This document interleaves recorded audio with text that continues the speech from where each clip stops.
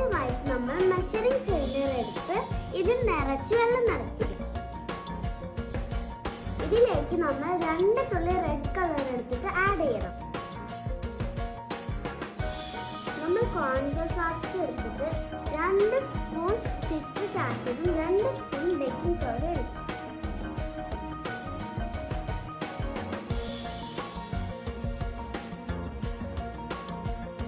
ഇനി നമ്മൾ ഇത് നല്ലോണം ഷേക്ക് ചെയ്യുക. നമ്മൾ ഉണ്ടാക്കി വെച്ച റെഡ് കളറിന്റെ വാട്ടർ നമ്മൾ ഇതിലോട്ട് ഒഴിച്ചെടുക്കുക.